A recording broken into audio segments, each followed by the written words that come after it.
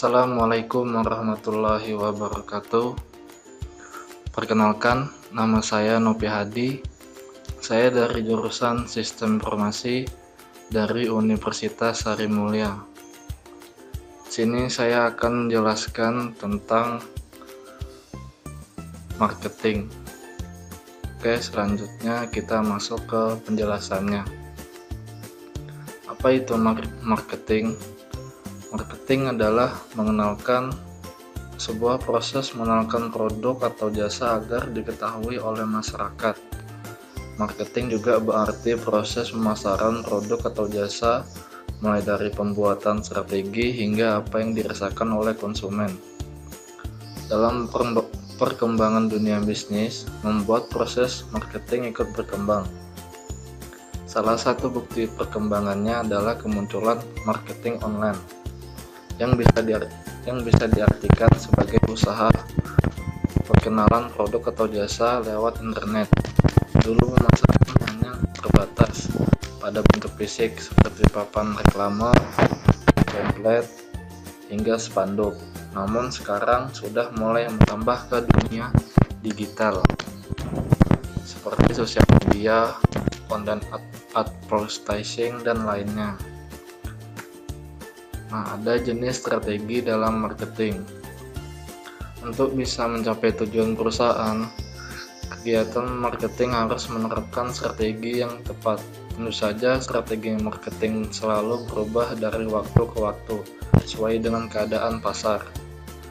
Nah, sini ada penjelasan beberapa jenis strategi marketing yang paling efektif pada masa sekarang. Yang pertama, marketing melalui media sosial. Nah, jumlah pengguna media sosial di dunia memang sangat banyak, sehingga menjadi pasar yang menjanjikan. Selain itu, media sosial memiliki banyak keuntungan, seperti jangkauan yang tidak terbatas, mudah untuk dilakukan, lebih hemat biaya, serta bisa menjangkau lapisan konsumen yang berbeda. Dengan pemasaran melalui media sosial, maka produk bisa lebih dikenal sehingga bisa meningkatkan omset. Yang kedua, iklan berbayar. Nah, strategi marketing iklan berbayar telah lama dikenal, namun masih efektif hingga saat ini, sebab bisa memperkenalkan produk secara lebih luas. Strategi ini bisa dilakukan dengan cara membayar platform penyedia ruang iklan agar bisa menampilkan produk miliknya.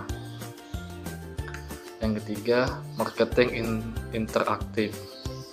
Nah, cara melakukan marketing interaktif adalah dengan melibatkan konsumen pada proses marketing. Contohnya dengan mencantumkan nama konsumen di dalam produk dengan teknik kostumisasi. Cara ini sangat efektif dalam menjaga loyalitas konsumen. Yang selanjutnya, konten marketing. Di dunia digital, konten memiliki fungsi yang sangat berharga, bahkan dapat menjadi salah satu strategi marketing. Pemasaran tidak dilakukan secara langsung, melainkan dengan membagi konten secara bernilai, informatif, serta dibutuhkan oleh konsumen. Nah, ada 4 konsep dasar marketing. Di dalam dunia usaha, staf marketing harus memahami benar-benar tentang apa itu marketing. Nah, dalam memahami tentang marketing, maka ada 4 konsep dasar yang mesti dipahami. Apa saja kayak itu? Yang pertama, konsep produksi. Konsep dasar marketing yang pertama adalah produksi. Dalam hal ini, pengusaha perlu tahu apa saja produk yang sedang sangat diminati oleh konsumen. Sebaiknya pengamatan langsung dilakukan di lapangan. Hal lain yang perlu diselidiki adalah harga barang di pasar, sehingga bisa menjadi suatu acuan dalam merencanakan produk perusahaan ke depannya. Yang kedua, konsep produk. Pada dasarnya, konsumen menyukai produk yang memiliki kualitas tinggi. Maka dari itu harus ada peningkatan kualitas produk secara kontinu. Dengan begitu, maka produk perusahaan bisa bersaing dengan perusahaan yang lain.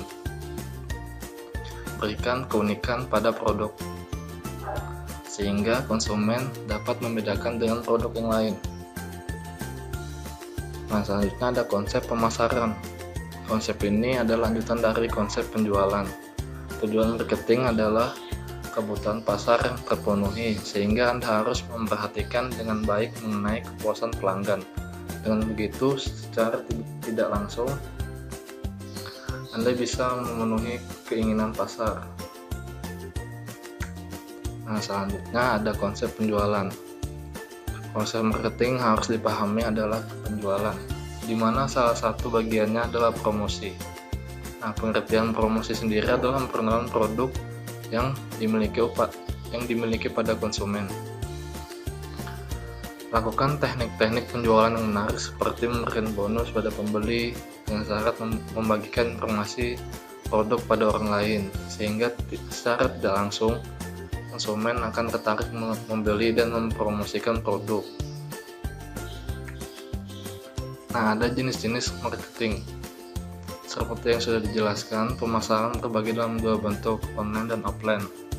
Jika offline memiliki keterbatasan medium, lain halnya dengan online. Dengan melakukan pemasaran online, kamu dapat berbagai hal untuk mendapatkan pembeli tanpa batasan. Berikut beberapa jenis pemasaran seperti dikutip dari HubSpot. Yang pertama, SEO, Search Engine Optimization, adalah jenis pemasaran terpopuler saat ini. Proses ini menggunakan optimisasi situs web agar produk atau jasa muncul dalam mesin pencari seperti Google.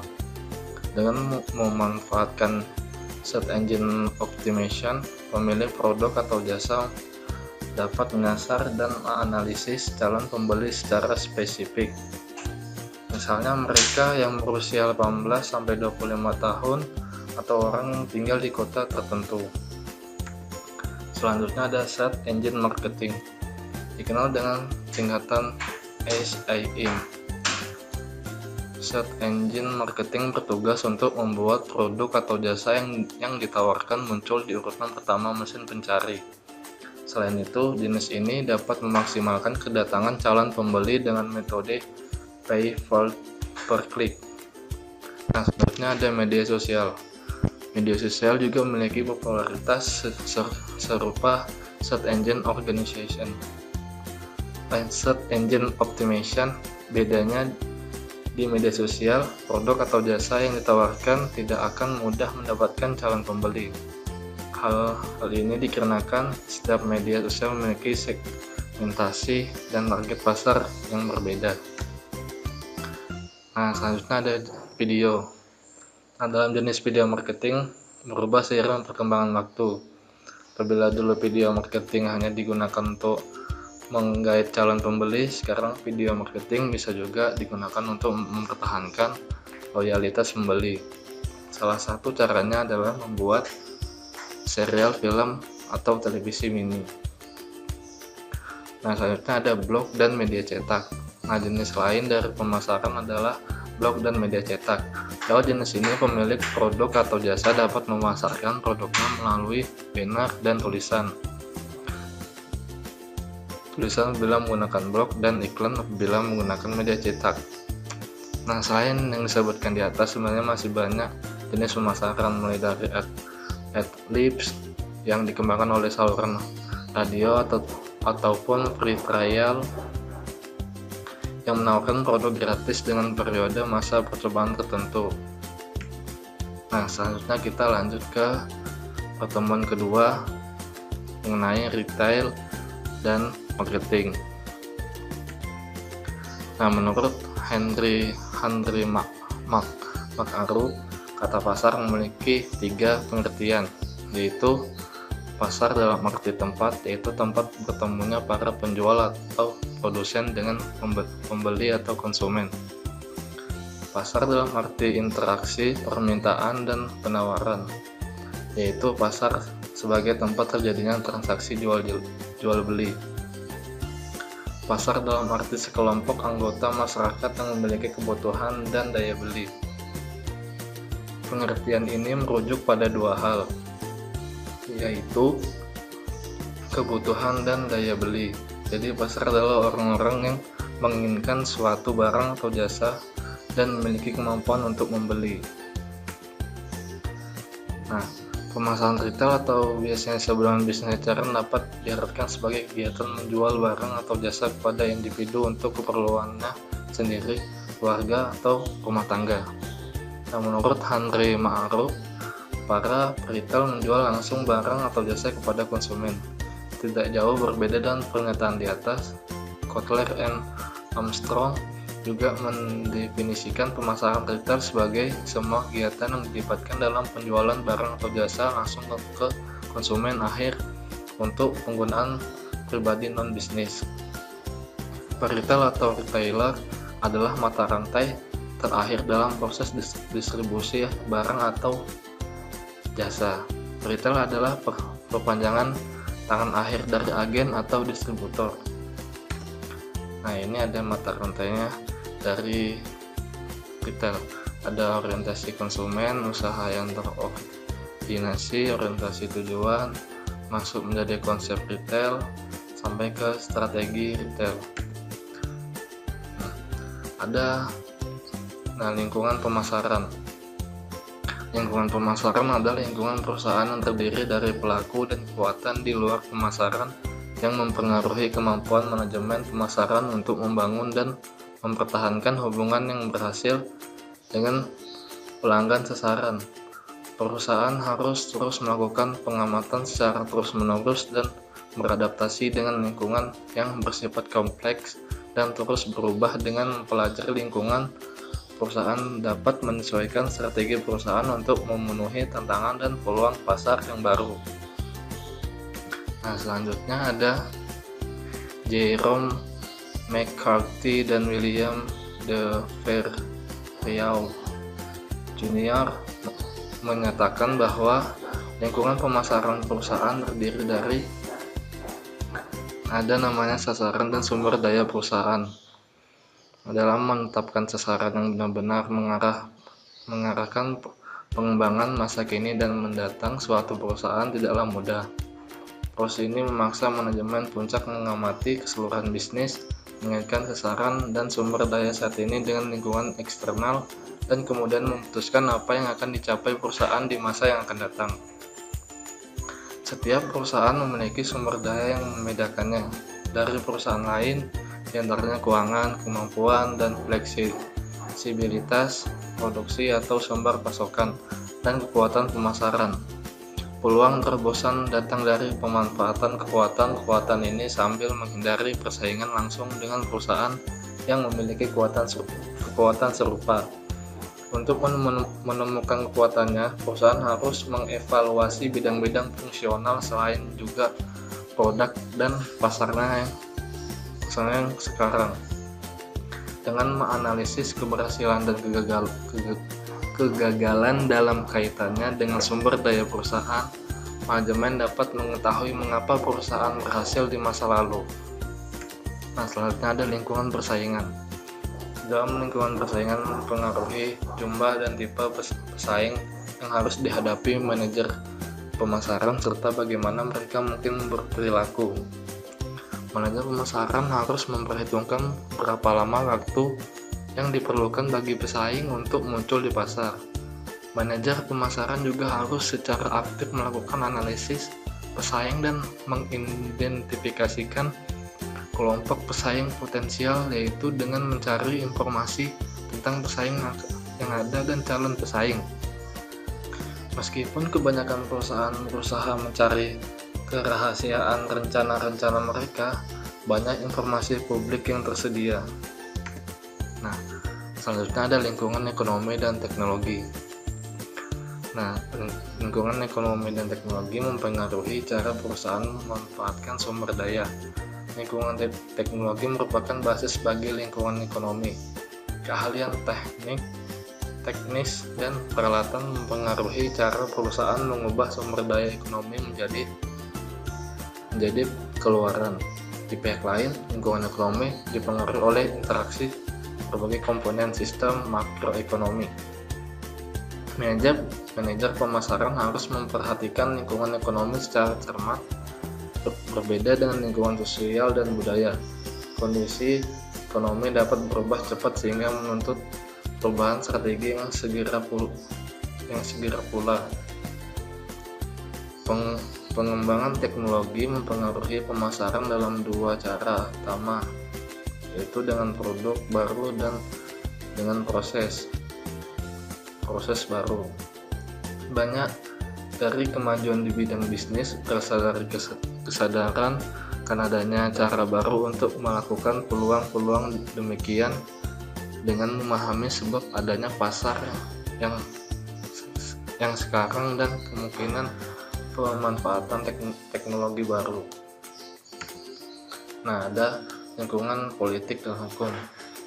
Sikap dan reaksi masyarakat, kritik sosial dan pemerintah semuanya mempengaruhi lingkungan politik. Perasaan nasionalisme yang kuat mempengaruhi kerja sistem pemasaran makro, dan perasaan demikian dapat mempengaruhi kerja para manajer pemasaran juga. Perubahan dalam lingkungan politik seringkali menimbulkan perubahan dalam lingkungan hukum, serta cara menerapkan hukum yang berlaku.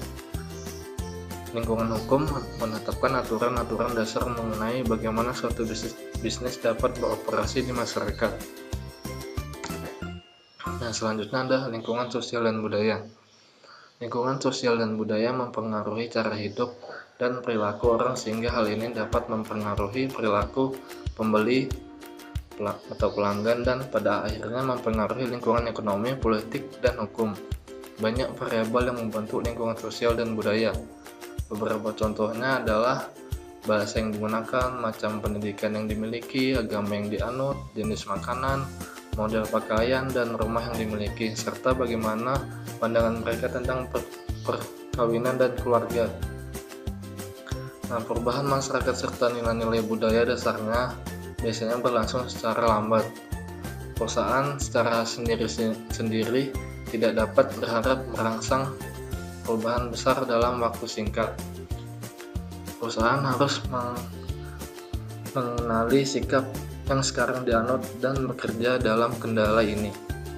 Pada waktu yang sama, seorang manajer pemasaran harus mengamati syarat-syarat perubahan dalam jangka yang lebih panjang. Bahkan perubahan-perubahan kecil dapat menimbulkan kebutuhan yang baru dan peluang-peluang pasar baru. Selanjutnya, kita ke pertemuan ketiga, Consumer Behavior and Retail Operation. Nah, ada tugas manajemen pemasaran. Perilaku konsumen mengacu pada pemilihan, perolehan, dan konsumen barang dan jasa untuk memenuhi kebutuhan mereka. Ada berbagai proses yang terlibat dalam perilaku konsumen. Awalnya konsumen mencoba menemukan produk apa yang ingin mereka konsumsi. Kemudian pemilihan produk hanya pada yang menjadikan utilitas yang lebih besar. Setelah memilih produk, konsumen membuat perkiraan dana yang tersedia untuk membelinya. Akhirnya konsumen menata harga komoditas saat ini dan membuat keputusan tentang produk mana yang akan dikonsumsi. Sementara itu, ada beberapa faktor yang mempengaruhi pembelian konsumen, seperti sosial, budaya, pribadi, dan psikologis. Laki-laki memakai iPhone warna pink. Nah, dalam usaha retail berperan dalam memberikan kebutuhan ekonomis bagi para pelanggannya. Peranan ini dilakukan dalam lima cara, yakni memberikan suplai atau pasokan barang dan jasa ketika dibutuhkan oleh konsumen atau pelanggan dengan sedikit atau tanpa penundaan. Nah, selanjutnya ada memudahkan konsumen atau pelanggan untuk memilih atau membandingkan bentuk serta kualitas lain dari barang atau jasa yang ditawarkan. Nah, selanjutnya ada menjaga harga jual tetap rendah agar dapat bersaing dalam memuaskan keinginan pelanggan. Selanjutnya ada yang membantu meningkatkan standar hidup masyarakat. Nah, harusnya ada usaha retail memungkinkan dilakukan produksi besar-besaran atau produk massal. Dengan adanya retail, maka kegiatan perekonomian dapat berperan secara menyeluruh. Produk massal ini akan sulit untuk dilakukan apabila tidak ada sistem mengecer yang efektif dalam mendistribusikan produk yang dibuat secara massal bagi para pelanggan. Nah, keputusan membeli konsumen mencakup beberapa komponen. Di antaranya menurut Swasta dan Handoko adalah keputusan tentang jenis produk, ada keputusan tentang bentuk produk, ada keputusan tentang merek, ada keputusan tentang agen penjual, ada keputusan tentang produk, jumlah produk, ada keputusan tentang waktu pembelian, keputusan tentang cara pembayaran. Nah, selanjutnya kita akan bahas tentang pertemuan keempat, yaitu mengenai the management of service and quality in retailing. Nah, dalam pengelolaan layanan dan kualitas dalam retail, kualitas pelayanan memiliki arti ukuran yang dapat memberikan nilai atau manfaat dari suatu pelayanan. Dan oleh karena itu, konsumen atau pelanggan merasakan sesuatu yang sifatnya intrinsik, yakni kepuasan.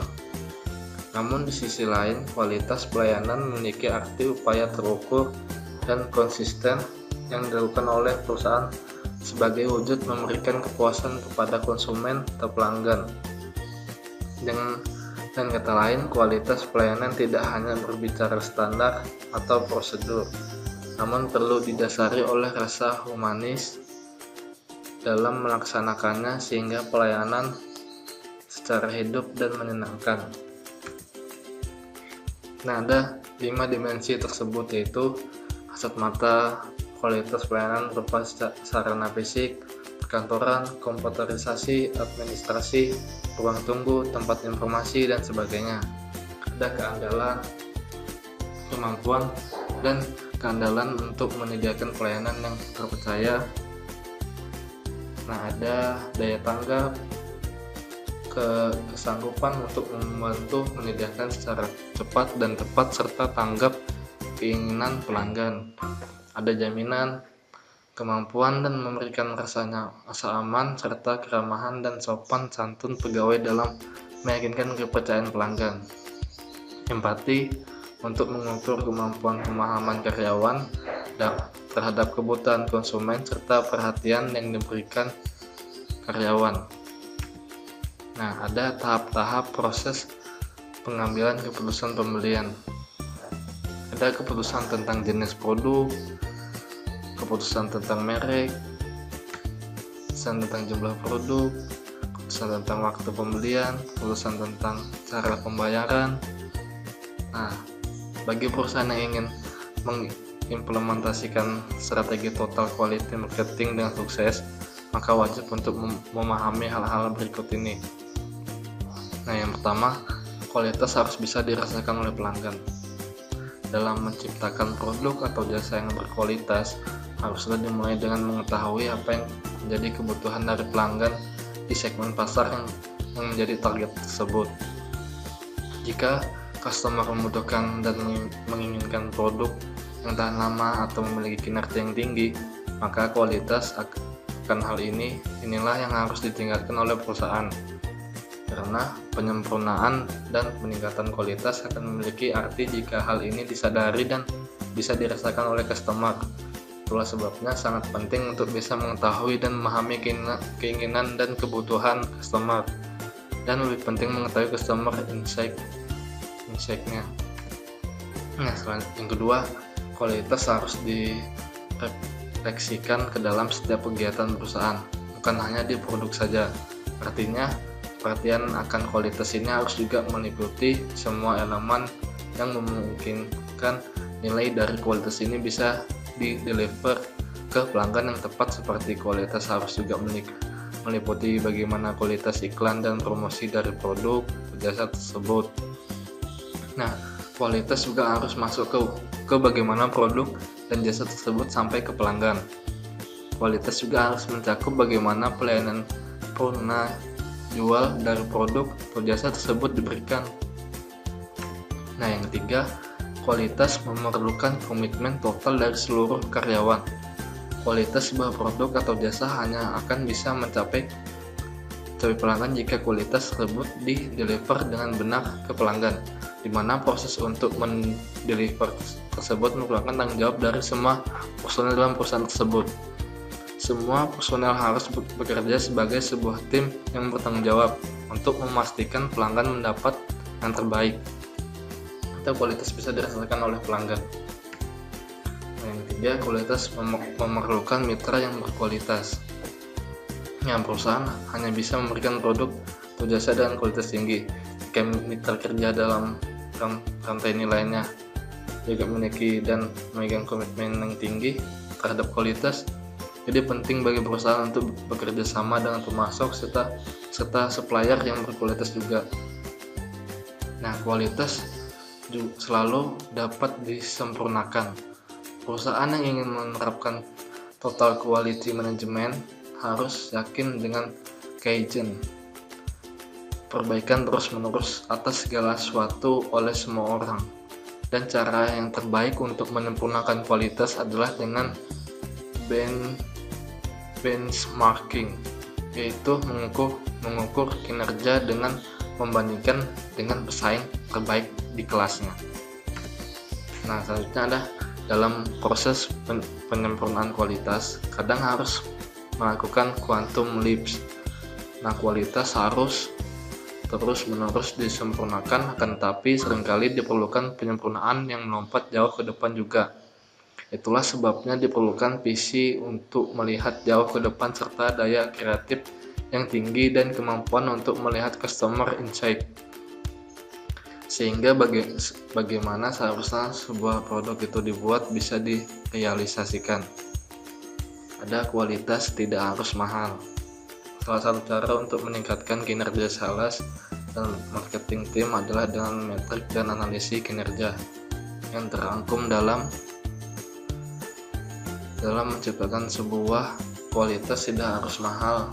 Jika proses penciptaan kualitas dilakukan sejak awal pembuatan dan penciptaan produk, artinya tidak akan diperlukan biaya-biaya tambahan sebagai akibat penyempurnaan kualitas dari produk yang sudah jadi atau sudah ada di pasar. Jadi dilakukan segala sesuatu dengan benar yang dimulai sejak awal proses produksi atau penciptaan produk atau jasa. Yang selanjutnya ada kualitas perlu namun belum tentu cukup. Nah, dalam meningkatkan kualitas untuk memenuhi tuntutan pelanggan memang diperlukan, tapi itu saja belum cukup, karena jika pesaing juga melakukan hal sama dengan tingkat kualitas yang sama atau lebih, maka peningkatan kualitas yang dilakukan tidak akan memiliki daya saing yang tinggi. Nah, ada gerakan kualitas tidak dapat menyelamatkan produk yang buruk. Ya, gerakan kualitas saja tidak akan bisa mengkompensasi produk yang memiliki kekurangan atau tidak bisa memenuhi keinginan dan kebutuhan pelanggan. Ya, dalam manajemen pemasaran memiliki dua tanggung jawab dalam kaitannya dengan implementasi kualitas dan kualitas di perusahaan. Pertama, manajemen pemasaran harus turut serta berpartisipasi dalam perumusan strategi dan kebijakan-kebijakan yang diambil perusahaan dalam upaya mencapai keunggulan melalui penciptaan dan pendeliveran kualitas produk atau jasa. Kedua, manajemen pemasaran harus mampu memberikan kualitas pemasaran di samping kualitas produksi. Semua kegiatan pemasaran seperti riset pemasaran, pelatihan pemasaran dan penjualan, komunikasi pemasaran, pelayanan ke pelanggan, kampanye dan promosi dan lain-lain yang harus dilakukan dengan standar aktivitas pemasaran yang tinggi.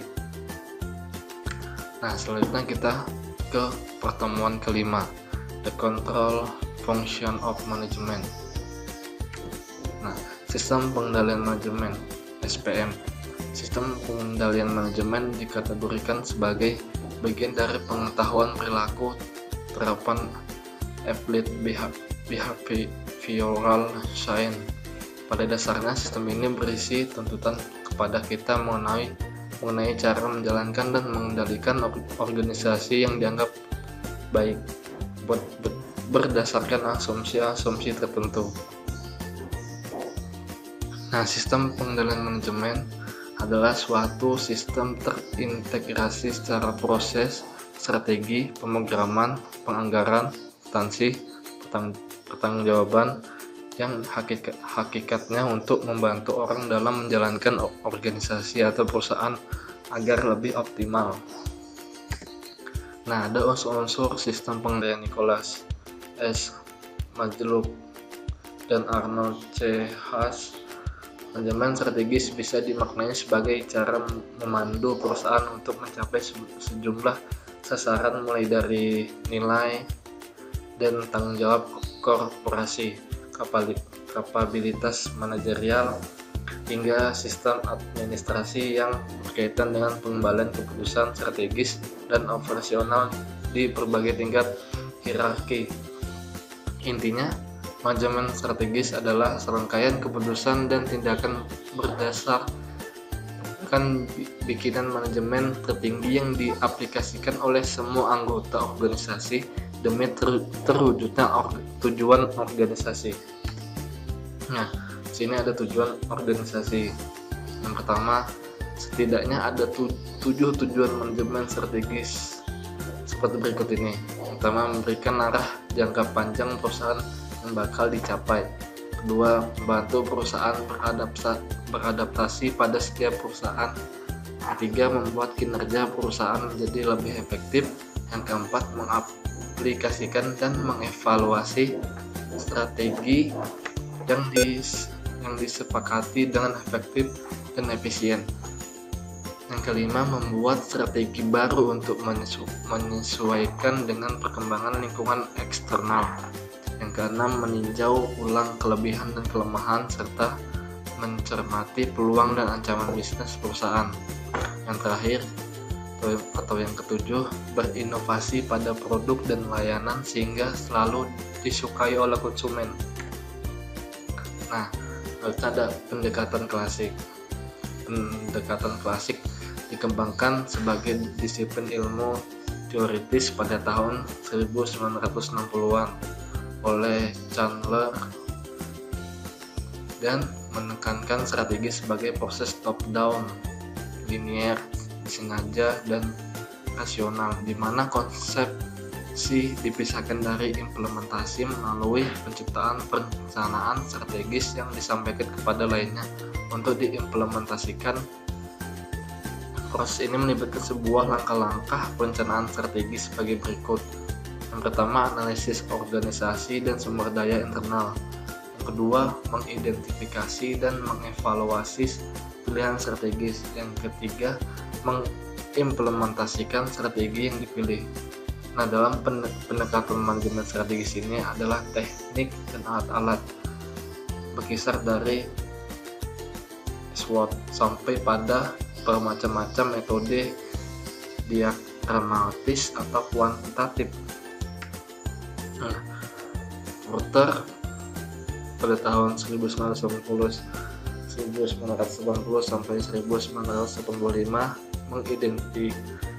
mengidentifikasikan sebagai vokal utama dalam dan kekuatan pengendali dalam pengembangan aliran pemikiran ini, dan dengan 3 strategi umum: kepemimpinan biaya, diferensiasi, dan fokus. 3 strategi umum Porter untuk mendapatkan keunggulan dan kompetitif, yaitu cost leadership.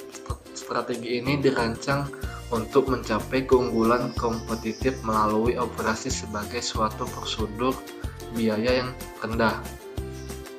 Differentiation. Strategi ini didasarkan pada mengembangkan diferensiasi produk, penyebab pengenalan merek, dan kesetiaan pelanggan. Fokus. Strategi ini dirancang untuk menembus ke dalam relung pasar tertentu, di mana hal ini dicapai bersama-sama dengan kepemimpinan biaya atau diferensiasi. Nah, mengevaluasi pendekatan klasik dalam pilihan strategis dan praktek. Dalam kenyataannya, pemilihan strategis dengan demikian diinformasikan oleh pertimbangan politik yang mencerminkan kepentingan dan nilai dari koalisi dominan dan organisasi. Pertimbangan ini akan mempengaruhi keputusan yang diambil tentang strategi, sebagaimana halnya aspek desain organisasional. Ini setidaknya terjadi ketika kinerja organisasional dipahami secara sukses oleh stakeholder dan pemegang saham. Namun demikian, sebagaimana ditunjukkan oleh Churchill, pandangan ini tidak boleh digunakan untuk mengasumsikan bahwa mereka mempunyai kekuatan yang akan mampu membuat pilihan tentang strategi sepenuhnya berdasarkan kepentingan mereka sendiri. Churchill menyimpulkan bahwa kontribusi ini telah mengembangkan lingkup teori asli dari pilihan strategis. Pada tahun 1972, teori pilihan strategis dengan demikian mencakup bermacam-macam faktor yang memberikan batasan terhadap hubungan objektif dan rasional implis dalam pendekatan klasik terhadap penentuan strategi. Nah, ini mengevaluasi pendekatan klasik, niat, hasil, dan pembelajaran. Teori pilihan strategis menyoroti keterbatasan kognisi manusia. Simon pada tahun 1976 menyampaikan konsep rasionalitas terkait untuk mengacu pada limitasi kognitif dan behavioral yang terlibat dalam mengumpulkan dan memproses informasi untuk membuat keputusan. Perilaku yang sepenuhnya rasional akan berarti mengumpulkan seluruh informasi relevan dengan memperhatikan secara penuh dan mengevaluasi secara objektif untuk memilih kemungkinan strategi terbaik. Nah, selanjutnya kita ke pertemuan yang terakhir, yaitu Major Principles Underpinning the Concept. Nah, ada 4 prinsip utama dalam strategi Human Resource Management. Salah satu komponen penting dalam suatu perusahaan adalah sumber daya manusia. Secanggih apapun teknologi yang digunakan, tanpa sumber daya manusia yang mumpuni tidak akan menghasilkan apa-apa. Oleh karena itu, dibutuhkan manajemen sumber daya manusia yang tepat sehingga dapat mengelola tim dengan baik. Manajemen sumber daya manusia biasanya identik dengan tanggung jawab divisi Human Resource. Padahal mengelola sumber daya manusia merupakan tanggung jawab seluruh divisi di perusahaan, karena dalam setiap divisi terdapat sumber daya manusia. Oleh karena itu, kewajiban untuk memahami manajemen sumber daya manusia merupakan tanggung jawab seluruh manajer divisi. Hal ini tentunya menjadi tantangan yang besar bagi manajer atau leader untuk dapat mengelola sumber daya manusia secara tepat. Nah, sumber daya manusia merupakan aset paling penting dalam suatu organisasi perusahaan. Suatu organisasi atau perusahaan terdiri atas berbagai aset. Salah satu aset yang penting yaitu sumber daya manusia.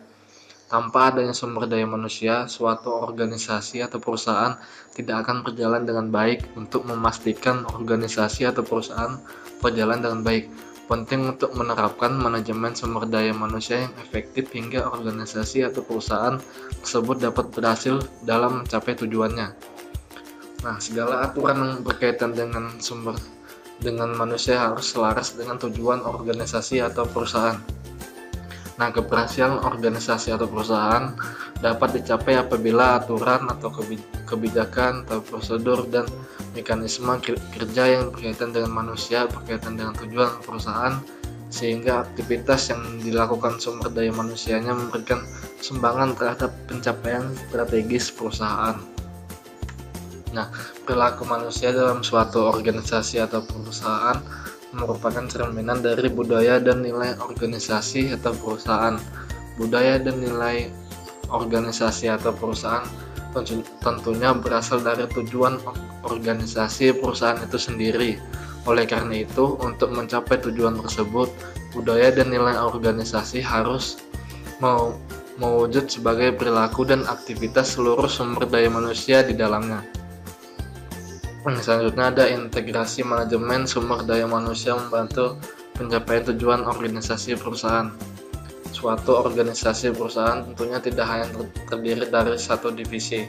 Seluruh divisi dalam organisasi atau perusahaan bekerja sama untuk mencapai tujuan yang sama. Oleh karena itu, perlu adanya integrasi manajemen sumber daya manusia dari seluruh divisi sehingga tujuan organisasi atau perusahaan dapat dicapai dengan baik. Nah, 4 prinsip tersebut harus tertanam dalam diri seluruh sumber daya manusia yang terlibat. Prinsip-prinsip di atas tidak hanya perlu tertanam dalam diri manajer atau leader, melainkan harus tertanam dalam diri seluruh sumber daya manusia yang terlibat dalam organisasi atau perusahaan tersebut. Tujuannya adalah supaya adanya keselarasan antar seluruh anggota sehingga tidak terjadi konflik ketika mencapai suatu tujuan organisasi atau perusahaan. Nah, prinsip-prinsip di atas merupakan kunci awal dalam menguasai manajemen human resource untuk mengelola sumber daya manusia yang harus dipahami oleh seluruh manajer atau leader divisi pada suatu organisasi atau perusahaan. Manusia menurut Rauden. Fungsi sumber daya manusia menurut Rauden pada tahun 1999 harus berubah dari fungsi staf yang memberikan layanan human resource dikemas ke layanan yang membantu manajer membuat rencana strategis yang disesuaikan untuk mempengaruhi efektivitas kinerja perusahaan. Manajer SDM dapat memainkan peran penting dalam perumusan strategi dan menyediakan sumber daya manusia yang diperlukan untuk mendukung berbagai strategi dan inisiatif strategi dalam organisasi.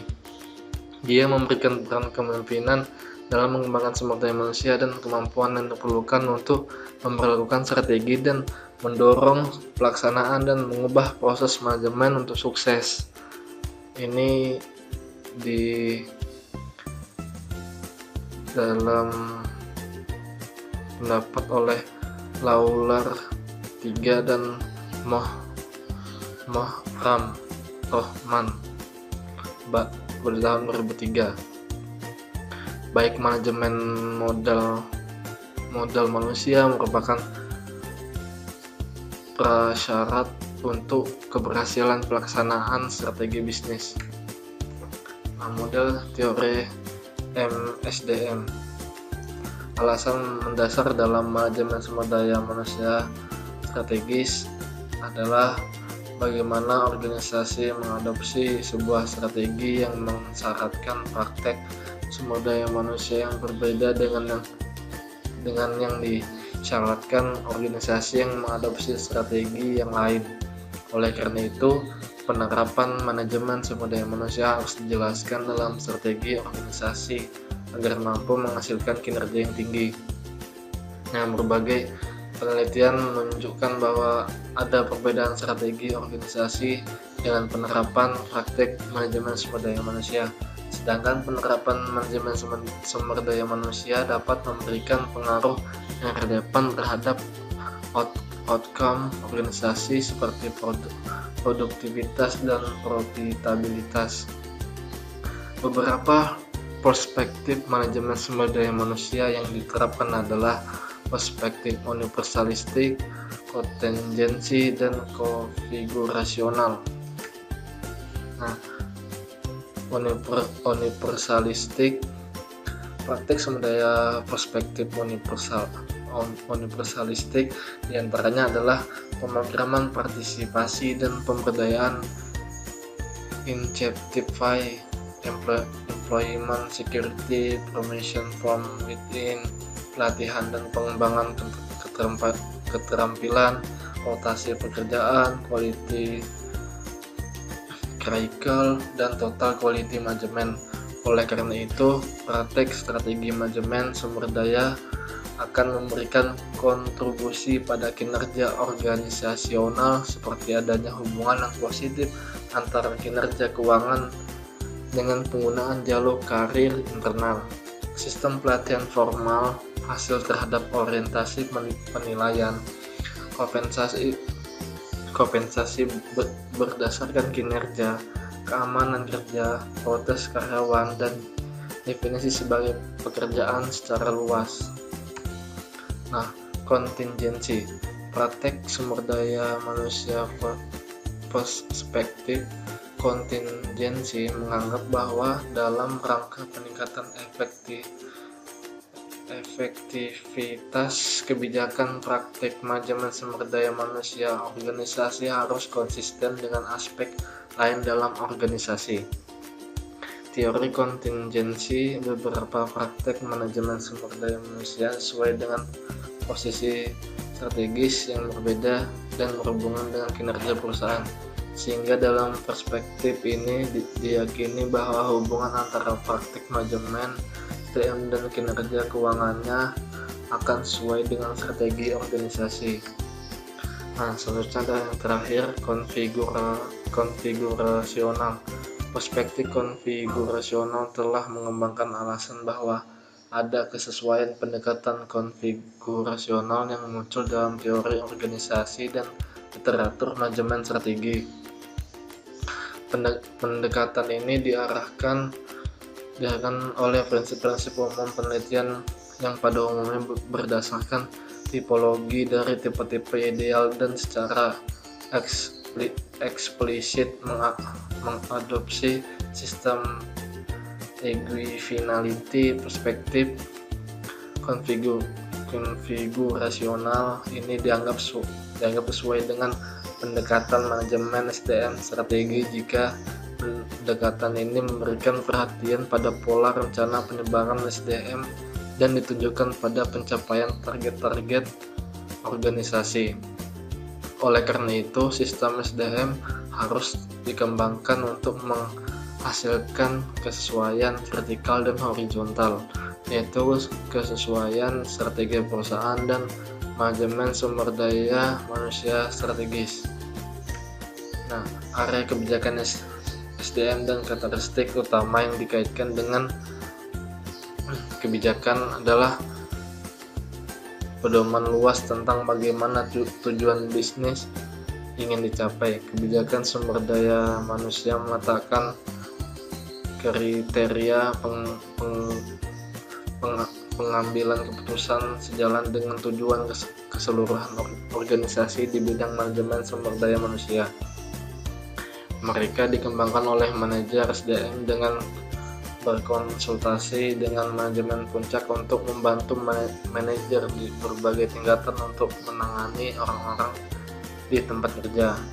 Kebijakan SDM adalah pedoman berkelanjutan dari organisasi yang dimaksudkan untuk diadopsi dalam mengelola orang-orangnya. Kebijakan SDM mendefinisikan konsepsi dan nilai organisasi tentang bagaimana orang dan hal-hal harus diperlakukan.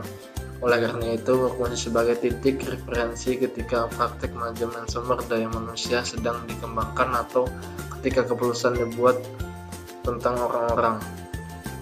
Nah, selanjutnya ada 7 praktik fair dari organisasi yang sukses. Nah, ini ada Profession of Environment Security, juga hack, ada sharing performance data with employees, ada reduce status difference, hack training investment, hack reward, performance relate, self management team, systematic recruitment and selection. Nah, sini ada bahasanya menetapkan sumber daya manusia sesuai keahliannya. Sumber daya manusia yang direkrut oleh perusahaan merupakan sumber daya manusia yang memang diperlakukan di berbagai bidang di perusahaan. Penempatan yang sumber daya manusia sesuai pada tempatnya merupakan hal yang sangat penting. Ketika seseorang memiliki keahlian, maka seseorang tersebut akan ahli dan mampu dalam memberikan hasil yang terbaik bagi perusahaan. Divisi Human Resource harus mampu untuk menempatkan calon karyawannya sesuai dengan keahliannya masing-masing.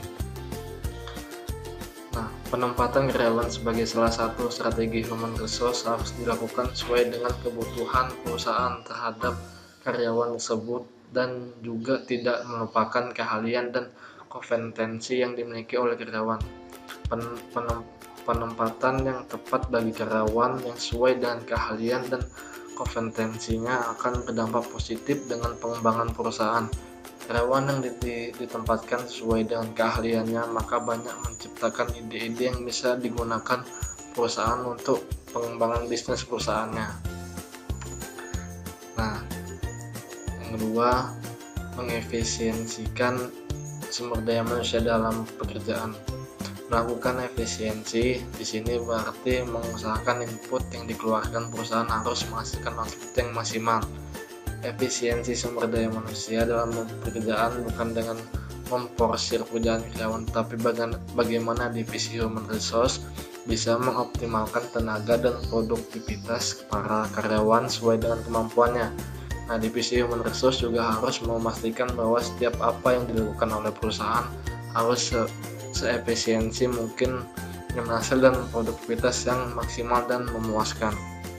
Nah, agar efisiensi dalam operasional perusahaan berjalan dengan baik, maka divisi Human Resource harus melakukan perencanaan sistem yang bisa mendorong efisiensi. Human Resource diharuskan untuk bisa merancang sistem agar segala input yang dikeluarkan oleh perusahaan bisa menghasilkan output yang sesuai dengan tujuan perusahaan. Hal ini dilakukan Human Resource untuk mencapai hal tersebut adalah dengan melakukan pengorganisasian terhadap sistem yang ada di perusahaan. Pengorganisasian tersebut harus disusun dan direncanakan dengan baik sesuai dengan ketentuan dan kebijakan yang ada di perusahaan. Nah, selanjutnya membangun komunikasi yang baik. Komunikasi menjadi hal yang terpenting dalam mengelola sumber daya manusia. Membangun komunikasi yang baik antar karyawan menjadi hal yang patut untuk diperhitungkan. Kenapa hal ini bisa dilakukan oleh Human Resource dengan membangun sistem informasi dan komunikasi yang terstruktur dan mudah diaplikasikan. Jika Human Resource tidak membangun komunikasi dan terstruktur, maka dikhawatirkan akan menyebabkan distorsi pada aliran komunikasi yang bisa menyebabkan miskomunikasi. Jika hal ini terjadi, maka bisa menyebabkan hubungan kerja tidak bisa berjalan dengan baik, membuat komunikasi dua arah antara pimpinan dan karyawan yang harmonis dan intens akan dapat mengurangi miskomunikasi. Nah, salah satu cara yang bisa dilakukan oleh Human Resource dalam meminimalisir kesalahan komunikasi adalah memberikan pengetahuan komunikasi kepada karyawan. Divisi Human Resource sudah pasti memiliki kemampuan komunikasi yang baik karena pekerjaannya yang selalu berhadapan langsung dengan sumber daya manusia di perusahaan. Nah, divisi Human Resource dipercaya memiliki kemampuan untuk membangun kapabilitas karyawan maupun perusahaan, menangani permasalahan sumber daya manusia yang ada di perusahaan, dan menangani operasional dan produktivitas karyawan. Nah, tanda memfasilitasi kebutuhan karyawan. Persaingan yang ada di luar menjadikan perusahaan harus berpikir lebih kreatif dan out of the box. Pengembangan sebuah perusahaan harus diikuti dengan fasilitas menunjang bagi karyawan. Lingkungan kerja yang aman dan kerjaan yang menyenangkan bisa menjadi dampak langsung terhadap pengembangan perusahaan. Karyawan sebagai salah satu roda bergerak kemajuan sebuah perusahaan haruslah diperhatikan keinginan dan kebutuhannya.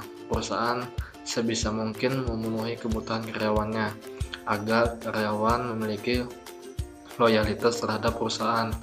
Nah, karyawan yang sudah memiliki loyalitas yang tinggi akan memberikan produktivitas yang tinggi pula.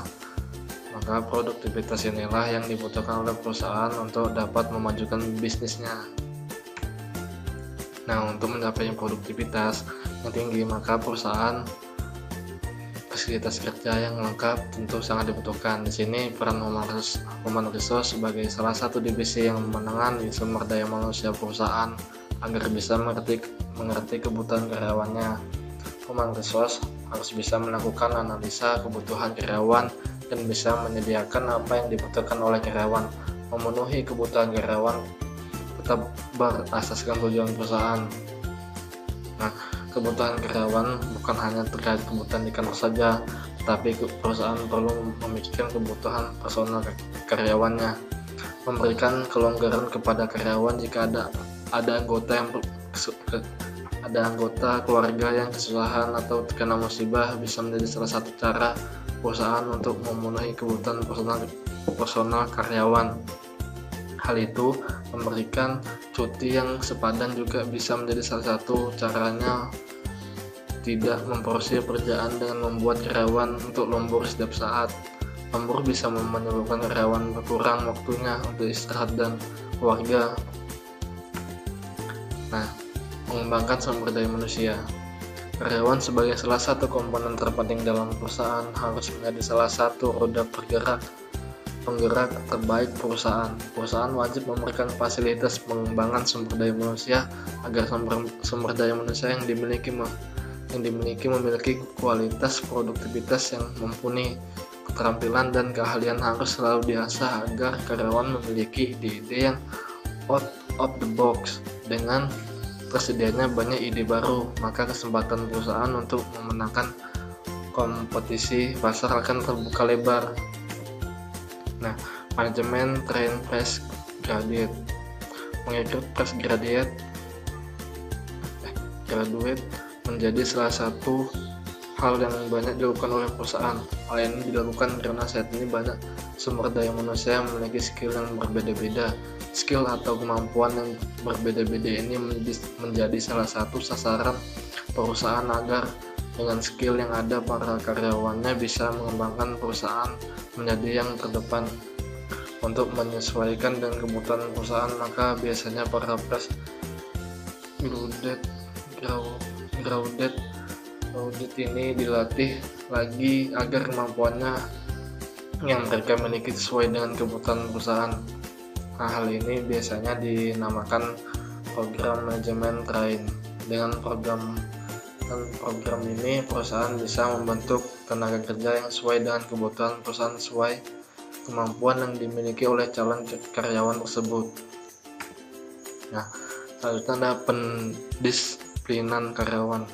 Strategi selanjutnya yang bisa dilakukan oleh Human Resource agar operasional perusahaan bisa berjalan dengan semestinya dengan efisiensi yang tinggi adalah dengan membuat karyawan disiplin. Disiplin di sini adalah dengan membuat aturan terkait kehadiran dan kontribusi karyawan terhadap perusahaan.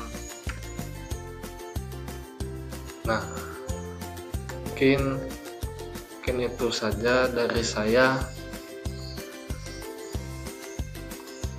Salah atau hilafnya saya minta maaf. Sekian dan terima kasih. Assalamualaikum warahmatullahi wabarakatuh.